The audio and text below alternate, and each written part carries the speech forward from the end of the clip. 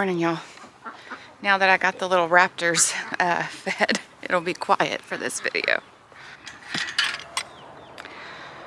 I figured I would take y'all on a little garden tour. Today is November 25th, the week of Thanksgiving. I plan to put some seeds in the ground today. We're big on succession sowing, trying to be more intentional with that, but I figured I'd show y'all what we got going on.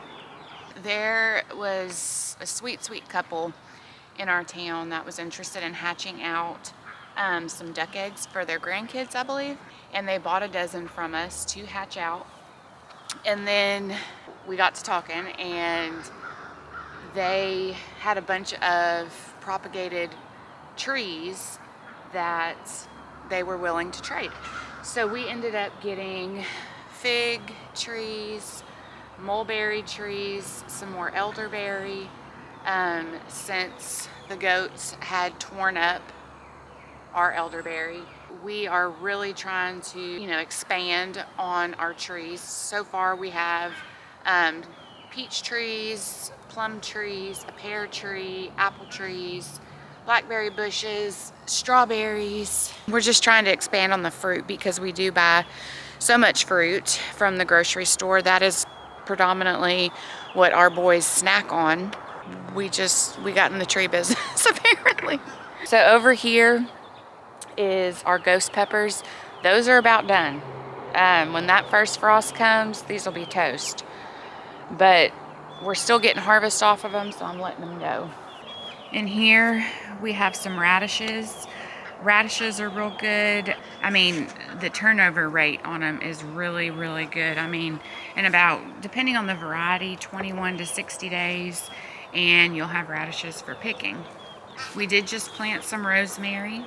Justin and I, we're meat eaters, and we love our steaks with rosemary and thyme. And for some reason, rosemary for one has a poor germination rate. I've tried growing it and haven't really been successful. I mean, I have a little bit, but not to the extent that we need it. So we went ahead and bought starts for that. Through here, we have some brassicas growing. Now, if you've been around for a while, we've had trouble with our soil in this new garden. I am not certain what I planted right here. I think it's broccoli, but I'm not 100% sure. It is a brassica. So these are growing in here. Over here, I have hyssop. I've never grown hyssop before. This is my first year to do that because there's a lot of medicinal benefits. So we'll see if it is cold hardy. My holy basil has definitely gone to seed. But pollinators have been hanging around this, so I'd love to keep them with food. That's why I've left this. But I mean, this time in the garden, it is, it's hit or miss. Things just germinate a lot slower in the fall garden. Through here, Justin has planted beets. And then I'm not quite certain what he planted over here, but we have some germination. And we have a video coming up about how we're changing some things in the garden. This year has taught us a lot about what we've done wrong. Years ago, we did back to Eden gardening, and we did really well. Not so much with it in the ground because of Bermuda grass, but we did really well as far as moisture retention and just covering everything. So we are incorporating that. Justin's gonna do, if I can pin him down, he is gonna do an in-depth video as to why we're changing. That's just like the clip notes. Over here we have some greens. I have some bug damage on some. This is some cabbage over here. It really didn't germinate all that well. I will be planting more cabbage over there, but Justin told me last night that he wants this back whole row, I think he said it's 16 feet, this to be our asparagus patch in the spring. So that is coming. That is what we will change for back here. Tag is facing opposite, but I'm pretty certain this is an apple tree over here. And my poor hubby, y'all. He has, this is our in-ground garden. This is our original garden. He has been wheelbarrowing all of our wood chips over here, bless his heart. We don't have a tractor anymore, so that is what he's been doing, and it is a lot better. We are going to weed eat all of this, and it will all be wood chips. Thick, thick layers of wood chips. Here's our strawberry patch. We obviously need to get in there and pull some weeds. Grass is poking through.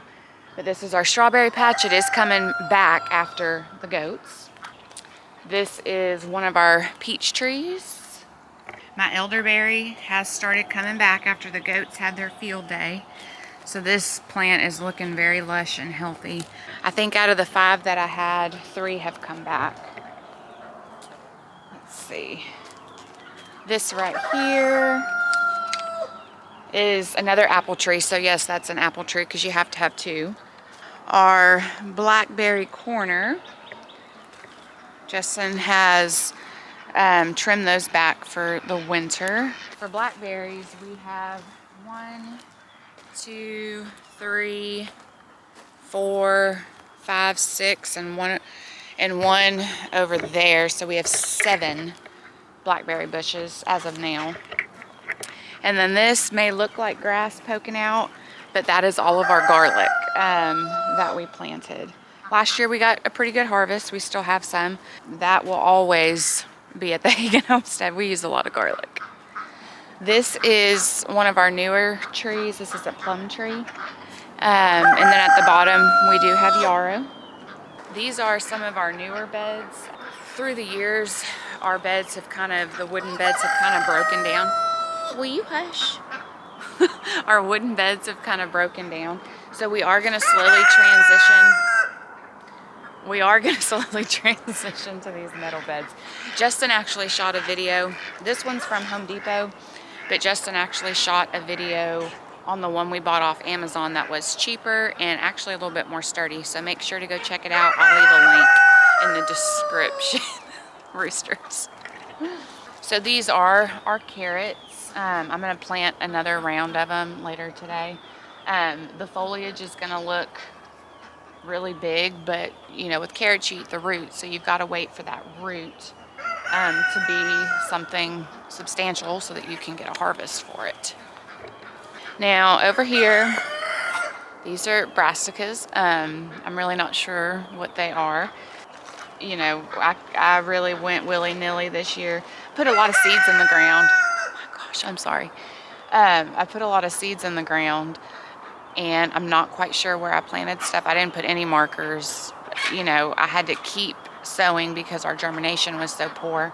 I'm not quite certain what these are. I'm kind of thinking these are collards, and then down here are going to be the Brussels sprouts. Or it could be vice versa, you know. But the plants look super healthy. We really have not had to water with all of the wood chips. This is the new bed that Justin built.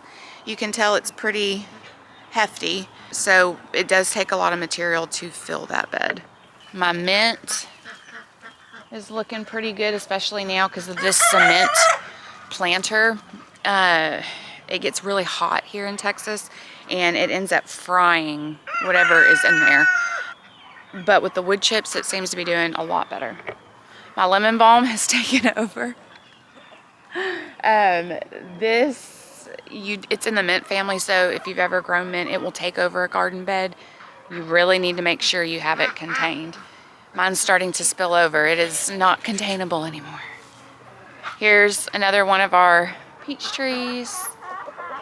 We actually did get peaches off of these. I mean, a handful, like 4 or 5, but we still did get peaches. This bed, I'm really not sure what has gone on.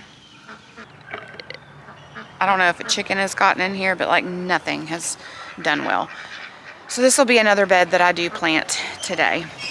Lone sunflower. That'll be toast here in a few weeks.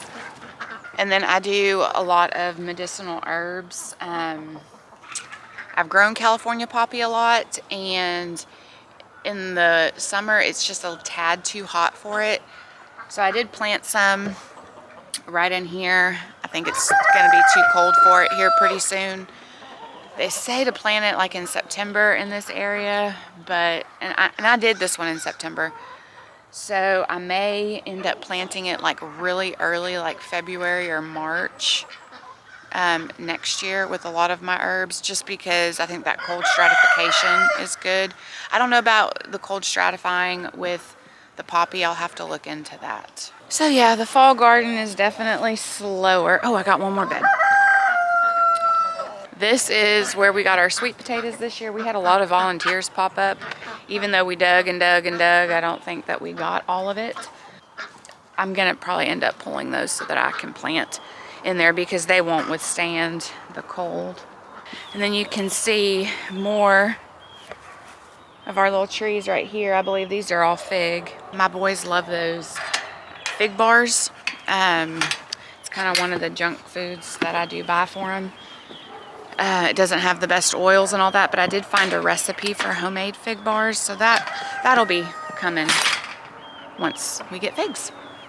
And then this is a planter I have out my back door that Justin built. It's a 50-gallon barrel cut in half, and then he made a stand for it. But this is where I'll be succession sowing a lot of the stuff I can just grab and go. I won't have to go to the garden. So right in here is radishes. Justin's been kind of plucking away at those and snacking on them. So I'll definitely need to succession sow some more. Now, I still am trying to figure out the whole green stalk thing. I'm not the best at watering potted plants. I'm not. I try to be. But I do have some lettuce in here. I need to get this right next to a hose, so I'm better at doing that. But then I'm going to show y'all what's going to be gone, you know, here in a matter of weeks. I mean, it's going to be a lot of work to rip all this out, but my landscaping for my front yard.